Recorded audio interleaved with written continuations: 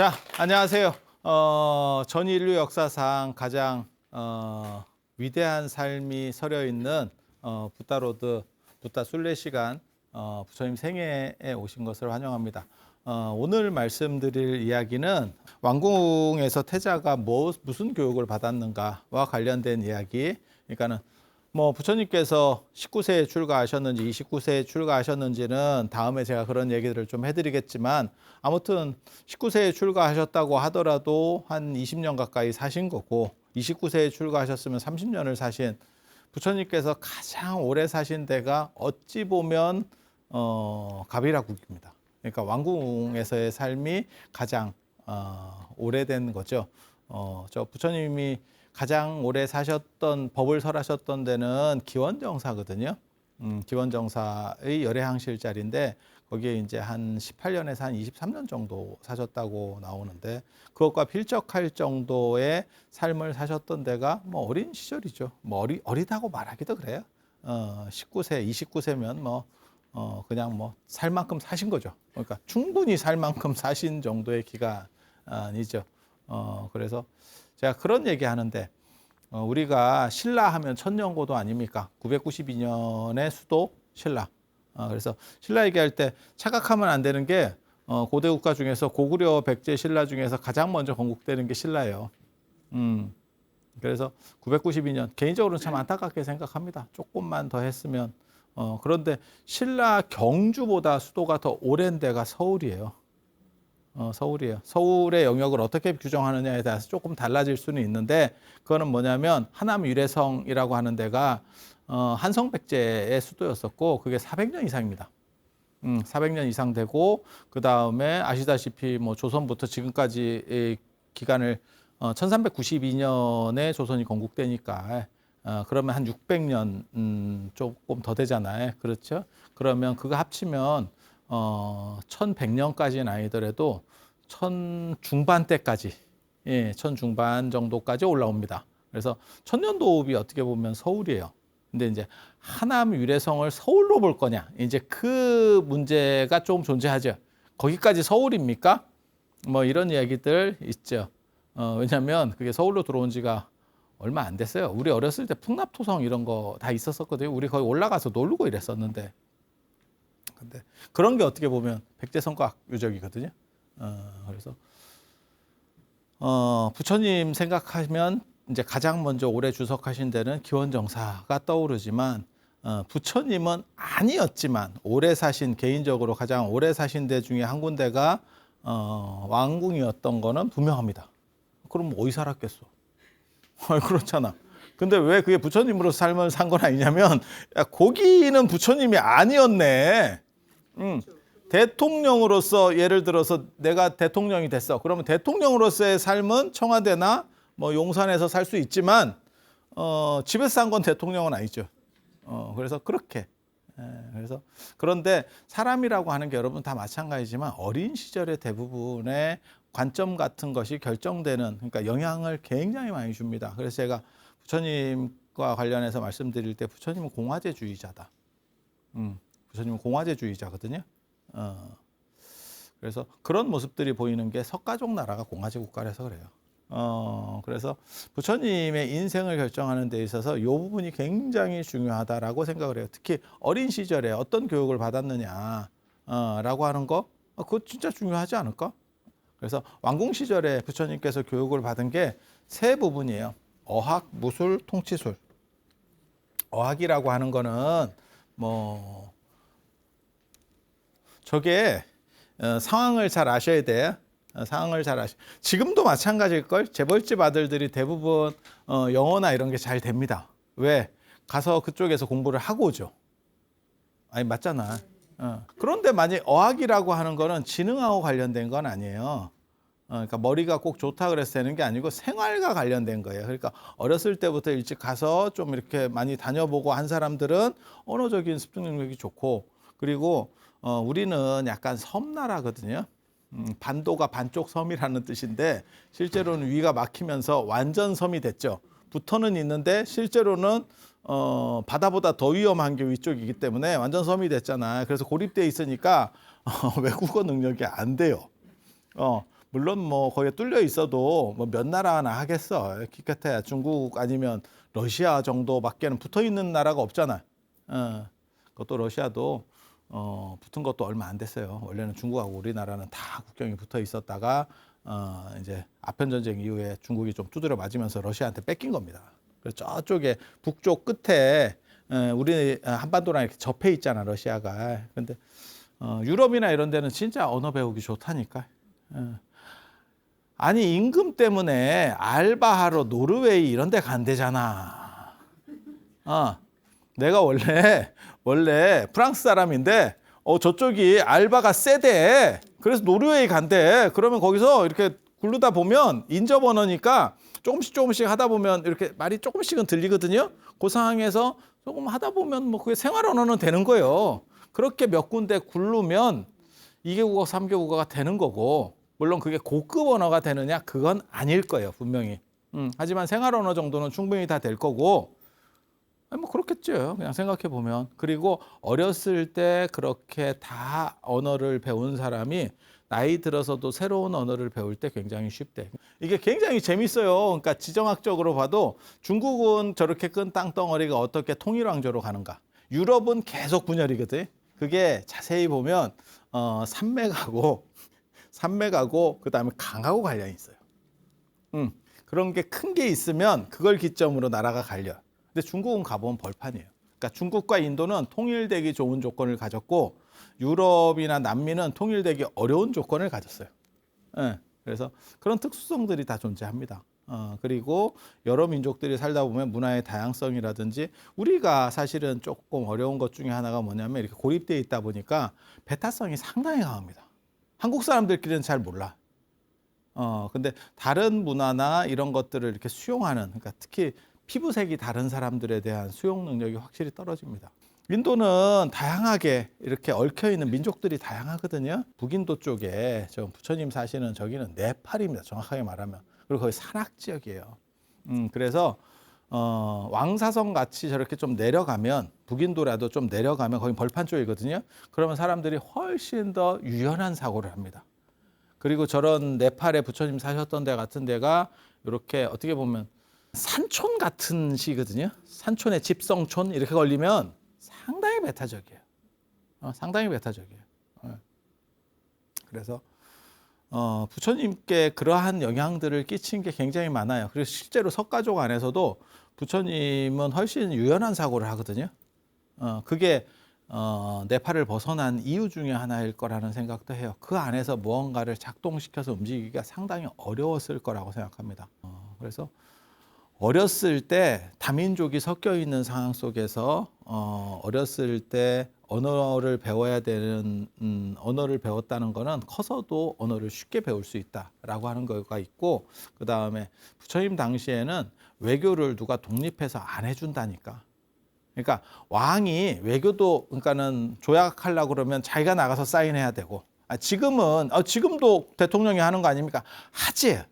하지만 검토는 밑에서 다 끝내고 대통령은 맨 마지막에 잘 됐습니까? 이러고 사인만 하는 건데, 이거는 직접 어느 정도 이상을 다 해야 돼요. 옛날이잖아. 2500년 전. 그러니까 조망만한 국가들이 있는 상황이에요. 지금도 마찬가지잖아요. 큰 기업은 회장이 그것까지 안 챙겨도 되지만 중소기업 이런 거는 사장이 다 챙겨야 돼, 일일이. 그래서 하는 얘기 있잖아요. 사장이 안 뛰면 이것들은 움직이질 않는다. 아니 그런 거 있잖아. 그래서 다 해야 되는 상황이라고 보시면 돼요. 그러니까 전쟁 나면 자기가 장군이 돼서 귀족들을 이끌고 나가야 되고, 그게 왕의 역할, 왕자의 역할이에요.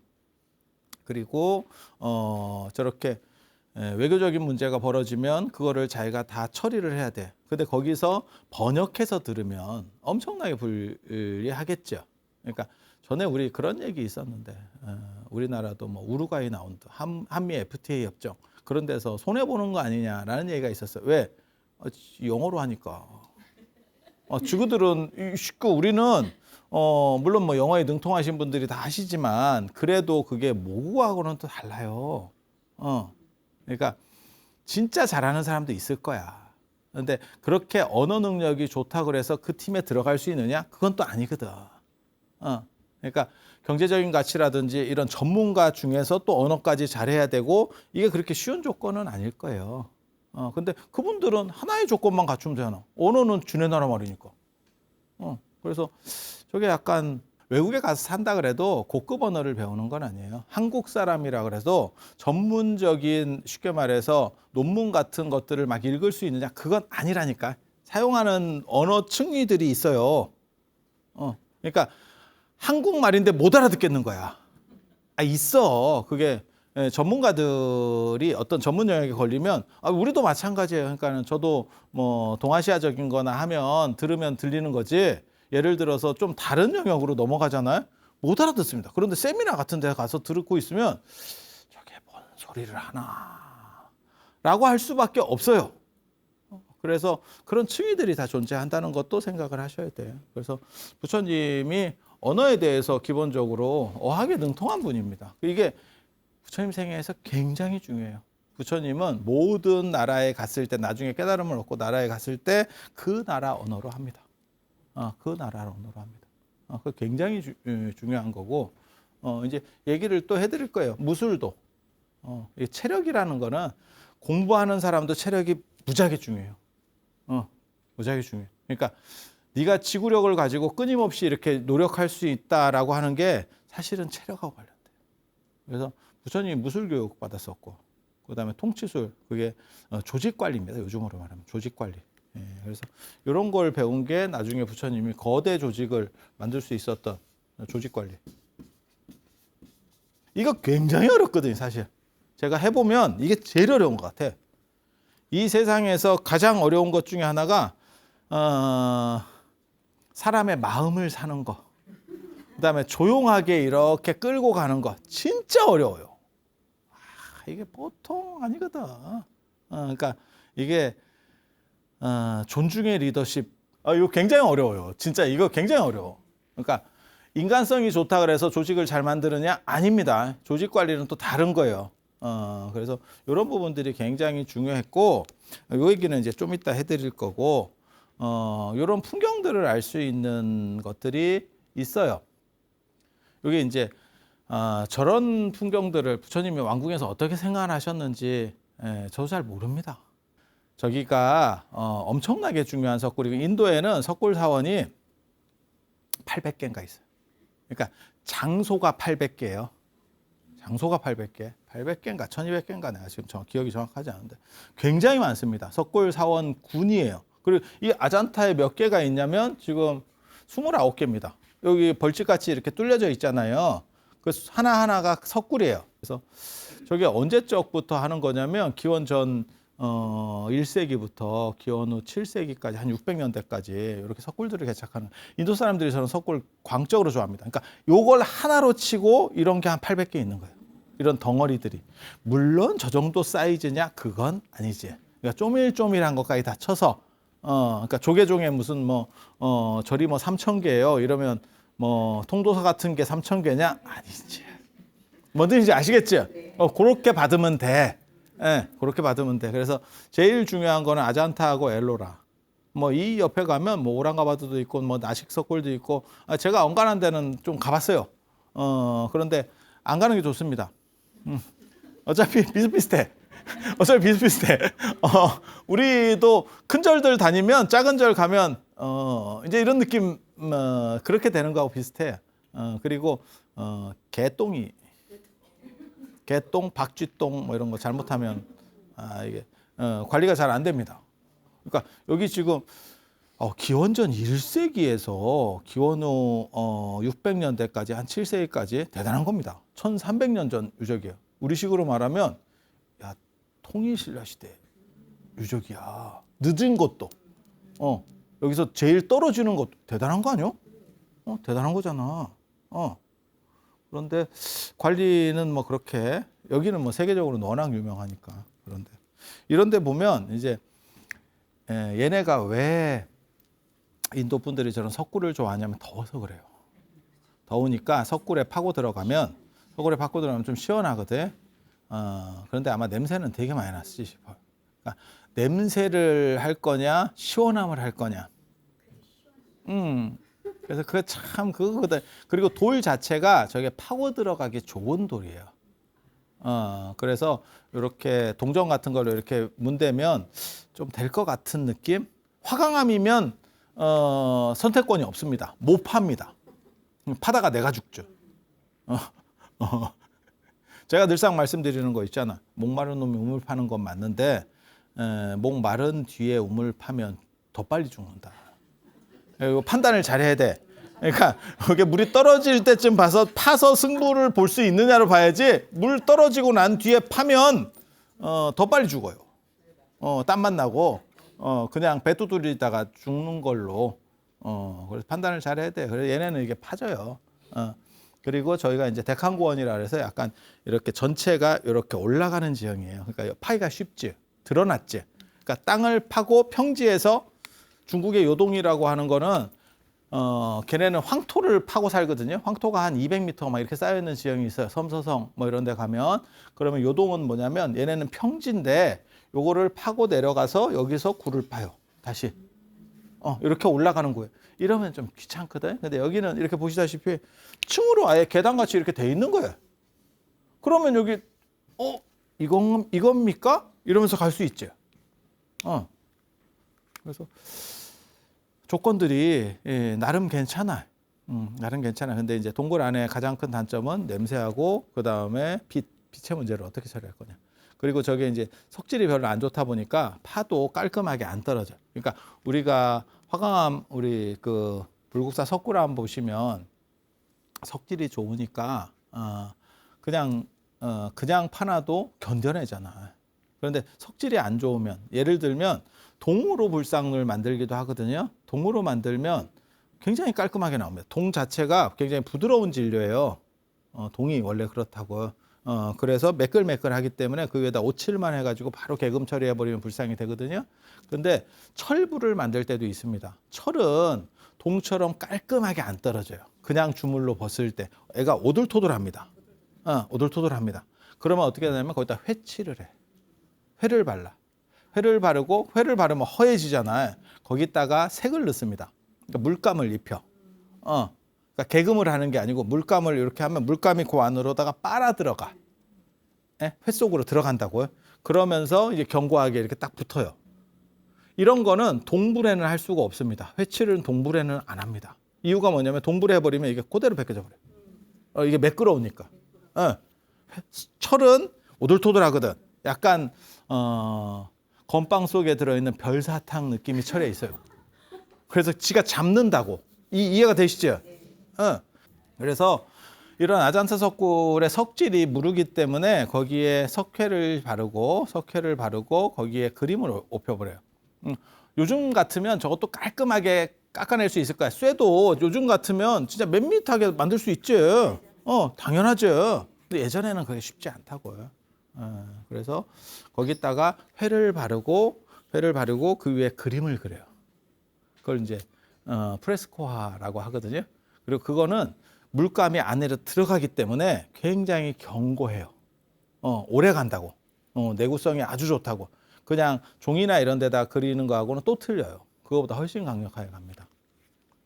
그래서 요 아잔타 석굴 한번 봐볼게요. 이게 영국 사람이 발견했어요. 나중에 저게 밀림이 되면서 잊혀졌어요. 그러니까 불교가 쇠락하고 밀림이 되면서 어느 순간에 잊혀졌어. 버려진 유적이 됐어. 불교 경전에는 저 법화경의 화성유품 이런 데도 나오지만 어떻게 어디서 새로 발견된 유적 뭐 이런 이야기들이 많이 나오거든요. 그게 더운 지역에서 흔히 나타나는 현상 중에 하나예요. 그러니까 어떤 이유로 인해서 거기가 버려져. 대부분 버려지는 이유는 물하고 관련될 거고, 그러니까 물길이 바뀌거나 이러면 버려져요. 아니면 대상무역 루트에서 이탈해요. 그러니까 대상무역 루트면 거기가 쉽게 말해서 사람도 되고 그다음에 경제력도 되니까 거기 있는데 나중에는 그게 루트가 바뀌어 버리잖아요. 그러면 그쪽에 사람이 안 오니까 더 이상 유치가 안 되는 거죠. 우리도 생각해봐. 내가 고속도로 같은 거 휴게소 했는데 새로운 길이 뚫렸어. 그러면 그쪽은 폐업이죠. 폐업이죠. 철거도 안 하고 어떤 경우는 그대로 냅둬. 주유소나 이런 것도 그냥 그대로 있어요. 왜냐하면 철거 비용도 많이 들고 하니까. 그런 식이에요. 그러다가 어느 순간에 발견되면서 서프라이즈. 이제 막 해가지고 그게 앙코르와트도 그래서 앙코르 뭐 이랬다는 거 아니요. 아니 그렇게 진짜라니까. 아니 이게 우리는 불가능해. 동아시아는 거의 불가능해. 근데 쟤네는 밀림이라는 조건이 있어서 가능하다니까. 그래서 어느 정도 냅두면 애들이 이렇게 숲이 먹어버리는 거지. 그리고 사람들이 잊혀지는 거예요. 동아시아 쪽에는 저 중국의 서역 쪽에 있는 도낭이라든지 이런 건 그렇게 된 거예요. 그거는 무역 루트가 차단되면서 그러니까 해상 무역 루트가 뚫리면서 더 이상 육로로는 안 다니는 거죠. 우리 그런 거 있잖아. 저 강원도 가면 대관령 넘어가는데 진짜 꼬불꼬불한 길이 있고 터널길이 있어요. 터널길. 그쪽 한번 이렇게 제가 월정사 가다가 잘못해가지고 깜빡 졸면 이제 강릉까지 가죠. 기차가 내려야 되는데 강릉 가죠. 그럼 택시 타고 돌아오면 야 거기 진짜 터널로 돼 있어요. 길이 터널이 대부분이야. 그런데 그걸 옛날 구도로 이렇게 꼬불꼬불한 도로가 있거든요.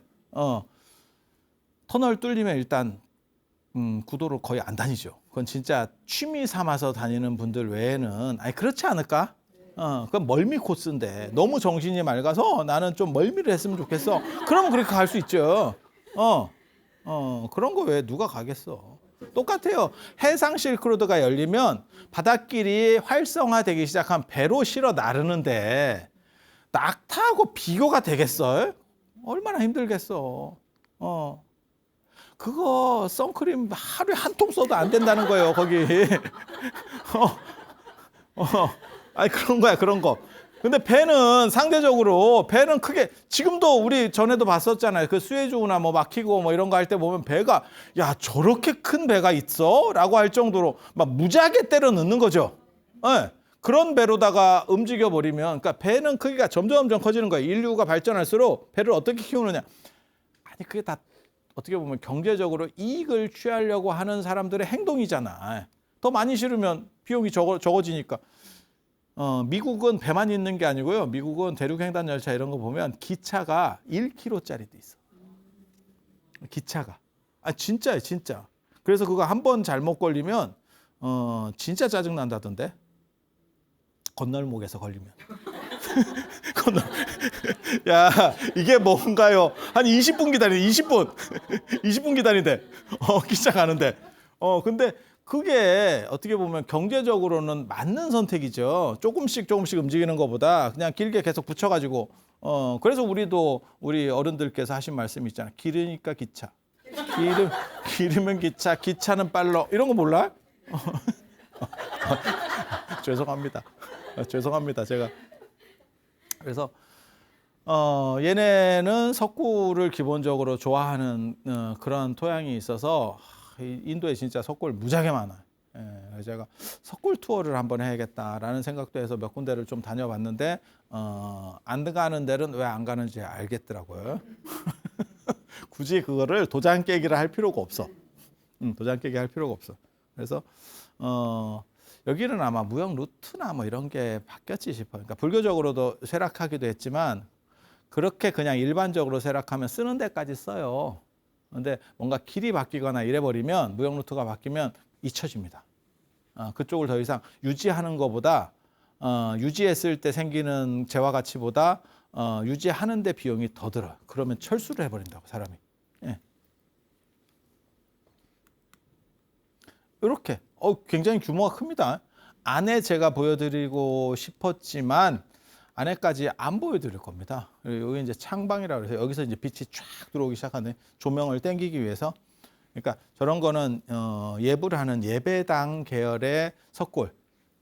예배형 석굴들은 창방 같은 게 잘 발전돼 있고 요사체 스님들만 있는데 그런 데는 저런 게 잘 발전돼 있지 않아요. 그러니까 그냥 스님들만 살면 그게 돈 많이 드니까 천정 높여가지고 막 뚫고 이런 거보다 그냥 살면 되지. 우리나라 절도 그렇잖아.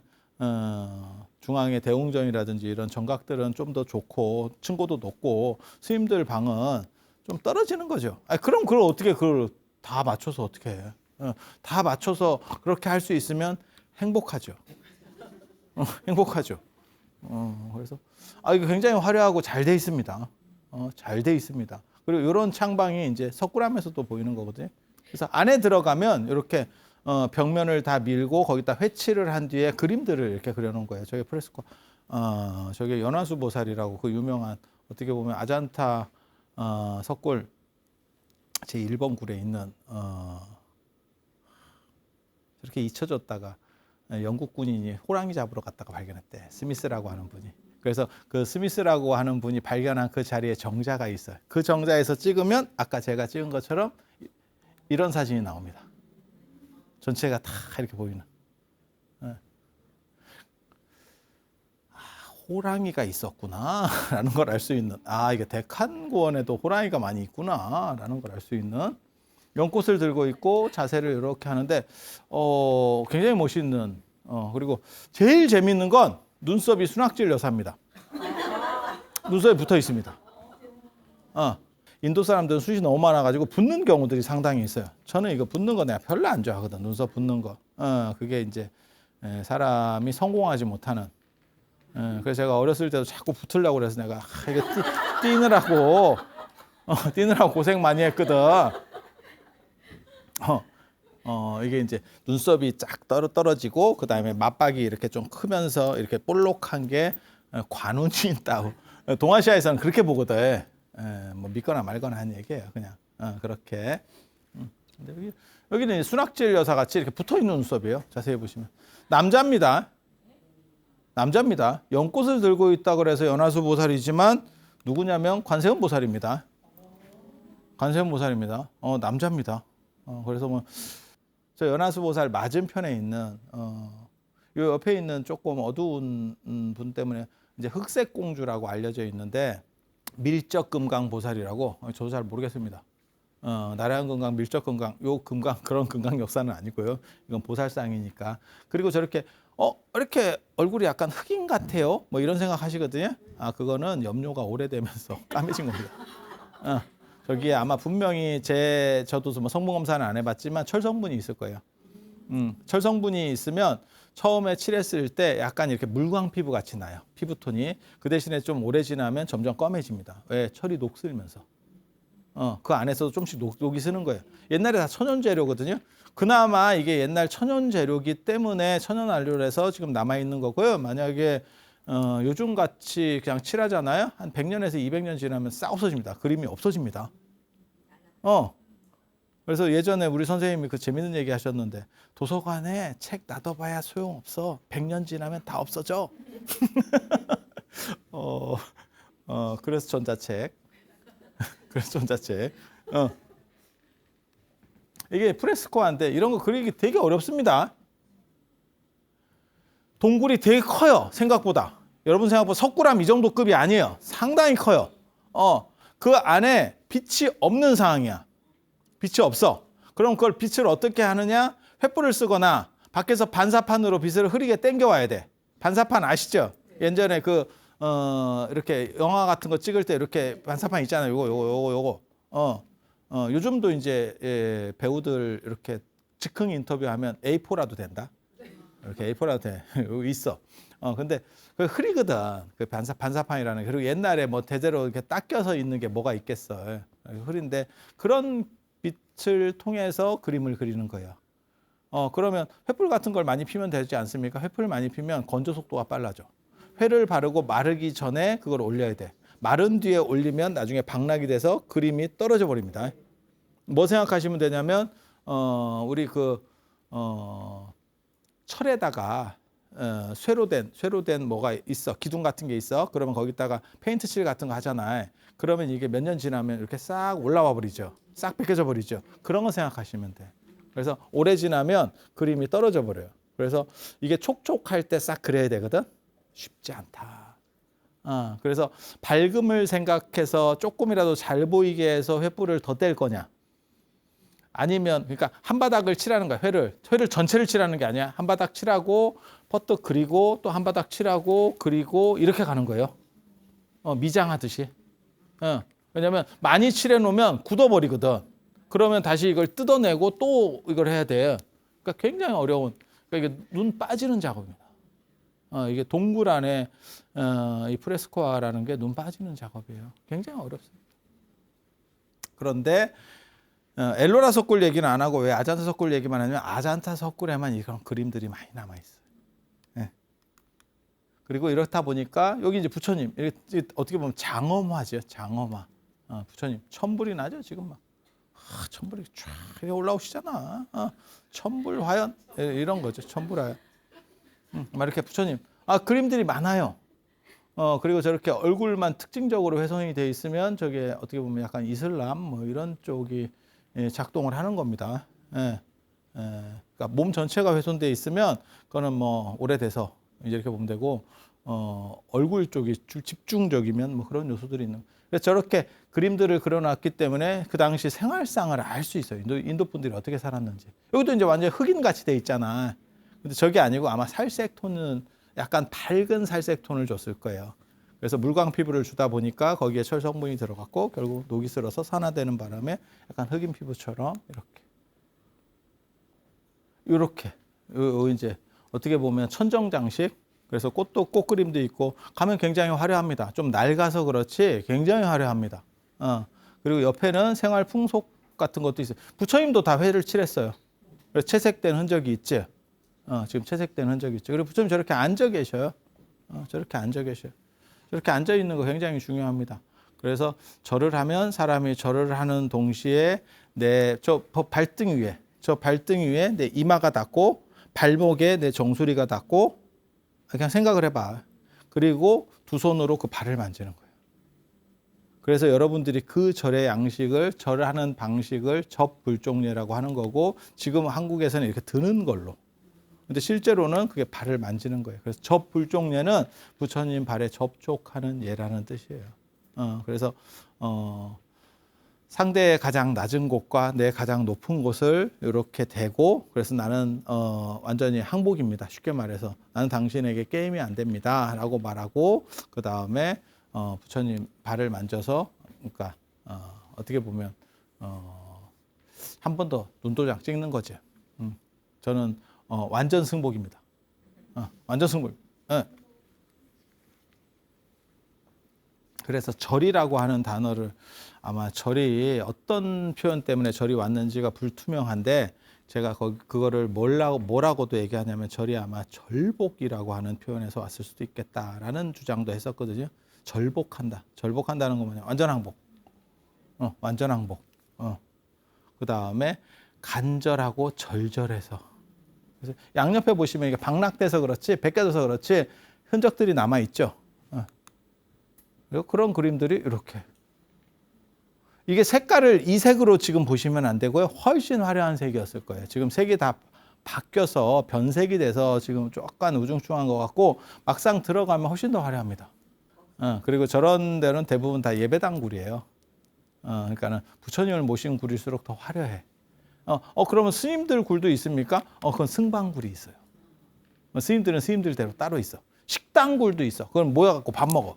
이거 식당입니까? 예. 되게 재밌어. 그리고 더우니까 제가 전에도 그런 얘기 해드렸었는데 더우니까 문이 없어. 방은 있는데 문이 없어. 그냥 나무를 이렇게 제주도처럼 걸어 놓는 거야. 그러면 들어갈 때 노크를 해라.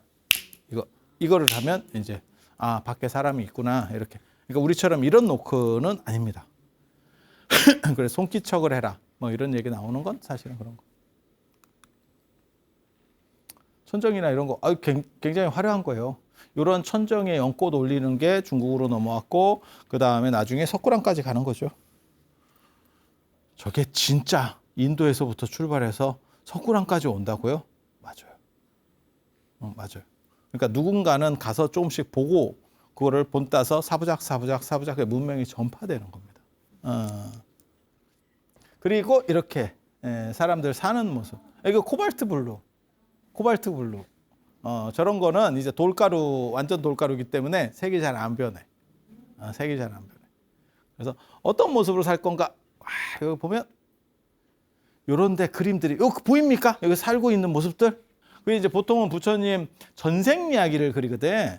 근데 그것도 이제 생활상들이 나타나는 거죠. 그러니까 예배 중심의 본존이 있고 그 주변에는 부처님 전생과 관련된 감동적인 이야기들을 이렇게 그림으로 그려놓은 거야. 그림으로 그려놓은 거야. 그래서 우리도 그런 거 하잖아요. 법당이 딱 있으면 가운데는 부처님 모셔놓고 그 주변에 벽화로 어떤 거는 팔상도를 해놓은 경우도 있고 어떤 경우는 부모 은중경, 뭐 부모에게 좀 잘했으면 좋겠다. 부모님이 어떻게 보면 너희에게 어떻게 했느냐를 그려놓은 것도 있고 어떤 경우는 뭐 호랑이 담배 피던 것처럼 토끼가 불 붙여주고 뭐 이런 그림도 있어요. 신성 그림도 있고. 그러니까 관련된 어떻게 좀 뭐라 할까. 그 당시 사람들이 선호하는 그림, 이야기가 있는 그림, 뭐 시부도 같은 것도 그리고 뭐 그렇게 돼 있잖아요. 얘는 똑같은 거예요. 가운데 메인에 아까 그 굴처럼 생긴 더 안쪽으로 들어가는 감실처럼 생긴 부처님 영역이 있고 그건 이제 부처님 영역인 거고 요 주변으로는 약간 떨어지는 영역. 그러니까 조금 우리 이제 인간들의 영역에서는 부처님의 전생담들 이런 게 스토리로 이렇게 쫙 돌아가고 있죠. 물론 뭐 2500년 전 그림도 아니고 이게 기원 전부터 개착됐지만 실제로 저런 그림이 나타나고 발전하는 거는 한 500년대쯤 돼야 돼요. 400년, 500년 이상이 돼야 이런 것들이 이제 더 활성화되기 시작하는 거거든요. 그래서 그런 부분들이 있기는 하지만 저런 걸 통해서 인도의 오래된 삶의 모습이 그림이라는 게 좋은 게 그대로 나타나는 거죠. 우리도 저는 고구려 고분벽화 이런 거 굉장히 중요하다고 생각하는 사람, 물론 뭐 유네스코 세계 문화유산이에요. 그런데 그게 중요한 거는 그 당대의 그림들을, 그 당대의 생활 풍속들, 물론 똑같지 않아. 그림이라고 해서 진짜 100%를 똑같이 해주는 건 아니야. 하지만 그냥 생각하는 것보다는 훨씬 구체적이잖아. 아니, 맞잖아. 기록에 있는 역사적으로 뭐 연개 소문이 어떻게 생겼어. 뭐 우리는 그냥 추정만 그런 사람인가 뭐 그냥 이렇게 물음표로 가는 거지. 근데 만약에 그림이 있어. 고구려 고분벽화에 그림이 있어. 안 그러면 그거보다 몇백 년 뒤라도 그림이 있어. 그러면 그 시대에 생각했던 이런 사람들의 모습이라는 걸 알 수 있는 거죠. 그래서 그림이 굉장히 구체적인 게 대단한 거예요.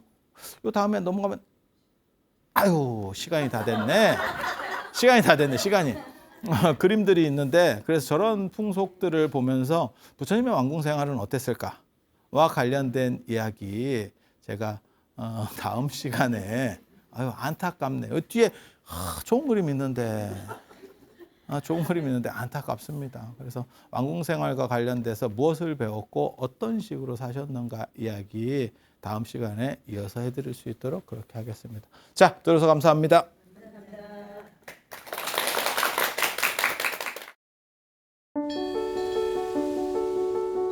사찰로 들어서면 마음이 포근해집니다.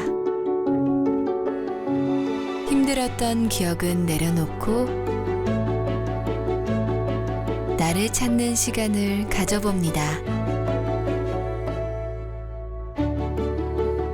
나를 위한 행복 여행 템플스테이로 당신을 초대합니다.